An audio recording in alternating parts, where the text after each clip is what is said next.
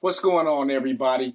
It's your boy Chameion Sutton of SuttonChangeFitness, back for another episode of Mental Fitness Monday, episode number 16, and the message for today is called Think Before You Speak. So many times in our day-to-day lives, we're faced with situations and circumstances that can push our hot buttons, things that agitate, irritate, and even elevate our temper and blood pressure to a boiling point. This happens because we are emotional beings, and anyone who says they're not probably isn't human. You see, as long as the situations and circumstances that we face line up to what we deem to be comfortable, then we're okay.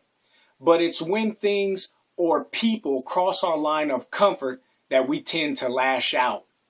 Usually the first way that we lash out is with our mouths. And if left untamed, our mouth can not only cause us to get into a lot of trouble, but it can cause a lot of hurt and pain to others as well. We must understand that being able to control our tongue and our mouth is a sign of maturity. It's not always easy, but it can be done. So today, I want to give you a few tools that will help you to respond and react the right way when faced with aggravating and emotional situations. So, the question for today is this: how does one control their mouth? I'll say that once again. The question for today is, how does one control their mouth?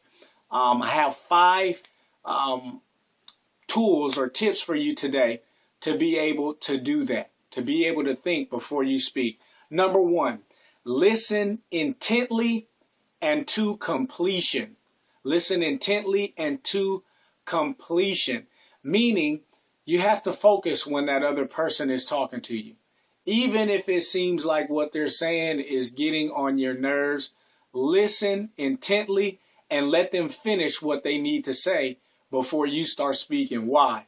Because when 2 people are both speaking at the same time, nobody is hearing anything. Okay? Only a fool speaks before listening. Only a fool speaks before listening. This also keeps you from putting your own foot in your mouth. Okay? You don't want to have to apologize for saying something before you heard the full story and you recognize, I really didn't need to say that. Number 2, if and when possible, remove yourself from the situation, giving yourself the needed time to process what was said. This allows you, this gives your emotions time to calm down. When you remove yourself from a situation, you can breathe a little bit, reflect, think, and give yourself time to calm down before you speak, because you don't want to speak out of anger, which is speaking out of your emotions. Number 3, seek good counsel. Seek good counsel. Why? This allows you to vent and release anger. It means it's letting you get what's on your chest off your chest. Also, this helps you to plan and practice your response. Sometimes it's good to even look in the mirror and practice how you're going to say what you're going to say to that other person. Because you want to be confident and you want to be kind and you want to make sure that your tone is right. Number 4, think about the other parties or the other person's feelings first. It's not always what you say, but many times it's how you say it. I always tell people you can say anything that you want to say to anyone if you say it the right way. Tone of voice means everything. And number 5, make peace to be your end result goal. I'll say that again. Make peace to be your end result goal. Why? Because the goal is to be reconciled. It's not necessarily to be right, but it's about being reconciled. Also, you have to be willing to make compromises and sacrifices in order to work out situations between people. It's not always black and white. Sometimes you got to give to get a little bit.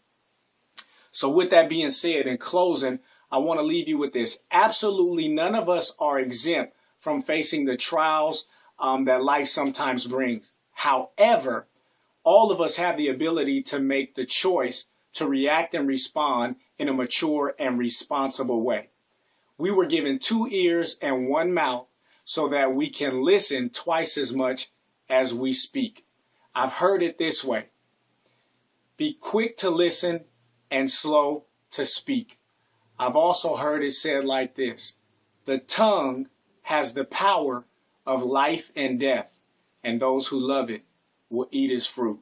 So make sure that you're using your tongue to speak life and encouragement and to build other people up and not tear them down. Remember, think first before you speak. Hey, you know what I want. I want to hear your questions, your comments, your constructive criticism, and always your encouragement. Just want you guys to know that I appreciate you and thank you for staying with me along this journey of mental fitness growth. Also, if you would like to have me speak at your next event, please email me at SuttonChangeFitness@gmail.com, which you will see at the end of the video. Hey, I love you guys.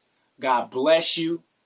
I look forward to seeing you next week.